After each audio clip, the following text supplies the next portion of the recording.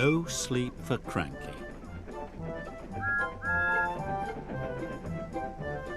Brendam Docks is one of the busiest dockyards on all the island of Sodor. It's where ships and engines and cranes alike are busy day and night every day of the year. But poor Cranky the crane never gets a nap. He never gets to sleep early, he works all the time. And his only company are the gulls that settle on his arm. So Cranky is always cranky.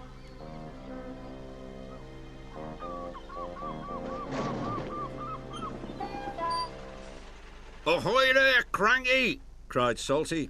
"Where have you been?" snapped Cranky. "And a good day to you too, Captain." Bill and Ben arrived for work, full of mischief. "Hurry up!" barked Cranky. "I haven't got all day." "You're no fun," grumbled Bill. "You wouldn't be fun if you were stuck up here," snapped Cranky. "So that's why you're cranky," said Bill. "You're lonely," said Ben. "I'm not," Cranky cranked. "So it's company you be needin'," said Salty. "Reminds me of a lonely old Grand Banks lighthouse keeper." "Not another one of your stories," cried Cranky. "Oh, please, Salty," they chimed. "We haven't heard it." "'Twas in the middle of a wee naughty storm," Salty began, "the likes of which you see once in a lifetime." This made Cranky very cranky. So cranky that he swung his arm around and dropped the pipes onto the tracks instead of the trucks. "Whoops," said Cranky meekly.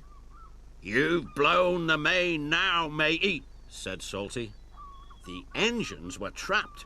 "You're going to get into trouble," sang Bill and Ben. The Fat Controller was in his office being measured for a new waistcoat. When he heard the news, he left immediately for the docks. The Fat Controller knew that any delay at the docks could cause confusion. "You have made a terrible mess, Cranky," he said sternly. "I'm sorry, sir," Cranky whispered. "You engines will have to stay here tonight until Harvey clears up this mess in the morning." Cranky's heart sank as Salty uttered those fateful words. "That reminds me of a story. It was a bitter cold winter. The brave little ship was stuck until the ice melted the next spring. He barely made it round the Cape.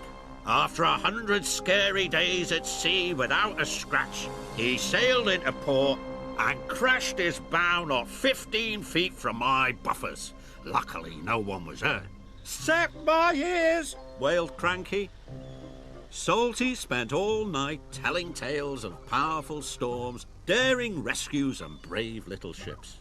And when the sun rose, he was still talking and talking and talking. "I can't take any more," groaned Cranky. Harvey the crane engine arrived. "The Fat Controller sent me to help clear away this mess," he puffed proudly. Cranky was so pleased the engines would be going soon, he forgot to be cranky. "I'll never misbehave again," he promised, "as long as I don't have to listen to any more of Salty's stories." And after Harvey and the workmen had cleared the wreckage, Cranky worked hard all day.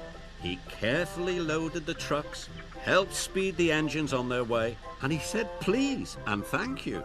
"This is new," puffed Thomas, but he had spoken too soon. Cranky couldn't help himself.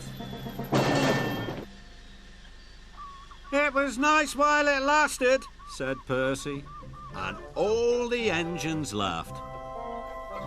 But Cranky was still cranky.